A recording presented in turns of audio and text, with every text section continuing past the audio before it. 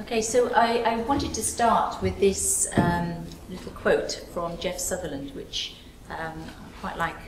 And I think this is really where Holacracy has grown from, because the founder of Holacracy, who we're going to hear from later, Brian Robertson. This is Brian, and this is Tom. They're the two founders of HolcracyOne.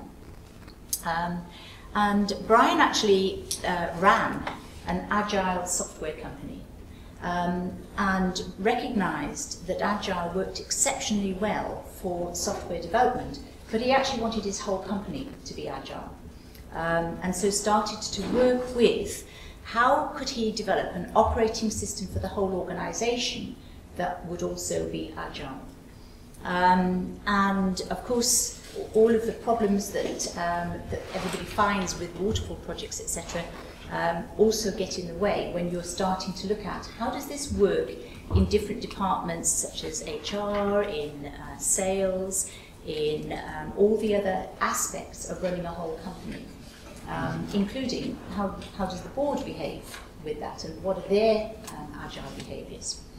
And so he designed this whole process by developing it in his own company. So it was an emergent process in itself. He didn't just think it up and project it onto the company. It was an emergent process in developing it.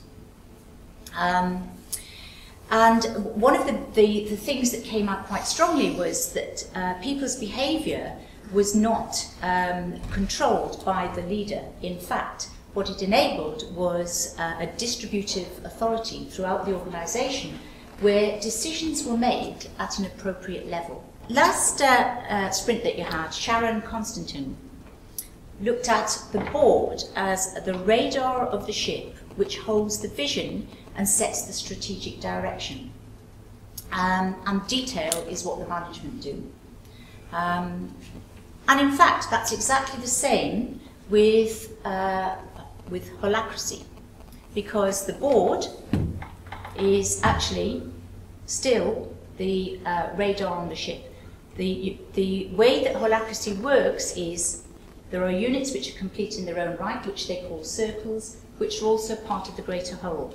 So the board actually sits on the edge. The greater whole that it is part of is the world at large, the commercial world at large. So the board is constantly sensing what's going on in the commercial world and setting the strategic direction for the company.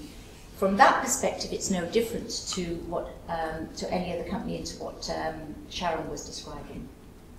However, where it gets more slightly different is where you have the general company circle here, which has inside it other circles. So you may have a sales circle in this particular Holacracy, you have a sales circle, you have an operations circle, and a development department. Now I picked out some of the development work that's going on in Ordnance Survey and said, well, within that development circle, you've got solutions engineering going on, and that could be a circle. You've got business systems engineering on, that could be a circle, and geospatial engineering going on, and that could be a circle. The difference is that each of those circles is a self-organizing team. So the way that it works is this area here, which is the organization's purpose, is actually the pull factor. So whatever the organization's purpose is where the organization is going. And at the other side, you're getting stuff done. Now, for those of you that are used to Agile, that'll be very, very familiar. The difference is that when you start to get the stuff done, and you start to get the feedback from reality, you start to sense the tensions that are going on. A tension is basically a difference between where am I now and where do I want to be? What's the gap? So it may be that actually, in order to get this next scrum done, we need something that we haven't got, and that would be a tension. We've got to go and find that something that we haven't got. Or it may be the tension is there that we can see that there is a greater opportunity that we're not fulfilling, and that's a tension, and we need to actually to voice that tension and say, okay, how do we bring that in? And that's actually what Brian has been describing in building this this whole series. And those, from a tactical perspective, are processed via tactical meetings, which lead to clear work, to projects, to actions, and they get executed. And that, in turn, comes back into, we've got stuff done, and that will lead to, and what next? What's the next tension? Where Agile didn't work, as Brian Robertson was putting this together, didn't work for his larger organisation, was that it was very, very good at small, tight projects, very good at software development. But in terms of then running an organisation as a whole, it didn't allow for changing of the rules if you needed to change the rules. It didn't allow for those things. So he started to bring in some other types of structures as well. So he brought in processed governance meetings, which give a clear structure in terms of distributed authority. So the governance is about the structure, whereas the tactical is about the work, but they're processed in a similar way that distributes the authority down to the right level within the organisation via those circles. So, let's get on to see what Brian has to say about all of this. Let's keep fingers crossed that this is going to work. Okay. So Brian, it's lovely to see you again. Long time since we spoke. Thank you very much for agreeing to help with this Agile Governance Guide development meeting. As I explained to you, the guide is very much aimed at the executive team, and in this particular Scrum session, we are looking very much at the Scrum product owners and how Holacracy will help them, or how it will differ from what they normally do, what effect it will have on the product owners, basically. Instead of having one intelligence at the top trying to direct and command everything, you end up with everyone using their local intelligence. You're tapping more wisdom from more people, yeah. Right? You're allowing more people to use their judgment in their local environment because they know it best, right? And figure out what their needs are and what should flow to them from them. There's a signaling system with prices, but it's much more than just that. There's an emergent order, and we see that in our cities all the time. Yes, we have governments organizing some services, but the vast majority of what happens in a city is not from a top-down directed boss. It's actually in a state of anarchy. It has rules, but no rulers. And I think what Holacracy brings into an organization is a lot of that same power. You have rules, but no rulers. And what that allows is everyone to use their local intelligence within a framework of rules. Just like in our cities, I know not to go steal my neighbor's car to meet my goals. There's boundaries and there's rules to abide by. But within that, I'm free to look at my local environment and adapt and use my knowledge, my wisdom, my experience. And I know what's mine to control and what isn't. And that's the framework of rules. When you bring that within an organization, you get an emergent order that looks a lot more like it does in our cities. Can you also explain then the relationship between Agile and Holacracy? Because both, for instance, have self-organizing teams. So what is the difference about Holacracy? Yeah, so just for historical context, Holacracy was developed in its early days in an Agile software development firm. So it kind of grew out of Agile in its fundamental birthing. And actually, it grew out of the search for, we did Agile in our software teams, but well, what do we do in the rest of the company? How do we broaden this and bring the same principles that we were experiencing from Agile to all aspects of our business, including to our Agile process itself? Because you look at something like Scrum, and it's a brilliant method, and every organization is a little bit different. And sometimes there's a need to adapt something to that context. What happens when you want your product owner to do something a little bit different because you happen to be in business X and have some special need? Or you want your developers to focus on something that Scrum doesn't provide because it's unique to your situation.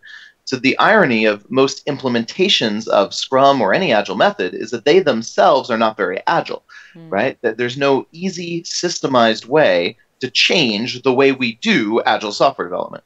So there's kind of a meta layer there that isn't provided by an Agile method, and that's what Holacracy does. It's not telling you how to run your software team. That's not its job. It's rather telling you how to figure out how to run your software team and how to evolve that to adapt to your local context. in Scrum the product owner, who normally would make all the business decisions in the Scrum team, and is effectively the final arbiter of all of the requirements. How is Holacracy similar and dissimilar, and how does it affect the product owner as well? Holacracy doesn't tell you how to organize an agile software team or any team. It just gives you the meta framework for you together to figure out how to do that and to let it evolve as your environment teaches you things. So, we found we have a software team in my company, and we use at the beginning a pretty canned agile approach, and now we've adapted it because we find in our context, there are certain decisions we don't want the product manager to make. It just doesn't make sense. It doesn't go with their role. We want the freedom to assign somebody else who's better at that to it. So we carve out some decisions and we put it into another role that can be assigned to anyone. There's some things that the product manager does decide. They stay with that role. There's no prescription for that. But what we have now is a system to actually adapt. So when we discover, like, for example, we don't want our product manager to prioritize the order in which bugs get implemented. We have a customer engagement role that's actually really close to our clients. And that role is actually a better fit. They're getting the feedback about what bugs are getting in the way. We want that role to prioritize bugs. Then we can adapt our process and allow that to happen. For us, that made sense. For another environment, that might be a terrible idea. Holacracy doesn't tell you, again, what to do. It just gives you the framework for allowing that evolution to happen, for trying different things, for learning from the results, and for adapting your structure. Large projects and also small agile projects can both run under Holacracy very easily. Yeah, absolutely. It's the way I say it. Sometimes people ask me, can we adopt part of Holacracy? It's a big thing to bite off, and the answer is no. You cannot adopt part of Holacracy, but you can adopt all of Holacracy and part of the company. And the way I say it, it's like, if you just adopted one little rule from Scrum and left the others behind, you don't get Scrum. Yeah. At best, you get a micro improvement, but at worst, you actually do harm because Scrum is a whole system that all kind of fits together. And that's the way a lot of large companies start. Our largest case over here in the US is a pretty famous company for us called Zappos, and they didn't start in 1,500 employees, which is their size. They started in a 100-person department, and they adopted all of Holacracy in that department for about 6 months and used that as a pilot to get ready for it, to understand it, to make sure it was right for them. Then they pulled the trigger on spreading it to the 1,500. And that works fine. Yeah, so it's basically piloting and phasing it in, which is actually what we're currently doing in the Russian company that I'm working with Diedrich in at the moment. And we are starting with a small 100-man team, and then hopefully we will be able to spread it out to the larger organisation later on. Well, we're about out of time, actually, Brian, but that's been extremely useful and extremely helpful to, I'm sure, to all of us as we now start to discuss where we go next with this Agile Governance Guide. So thank you very much. I would like to thank you. Thank you. Happy to help, and good luck. Great. Thank you.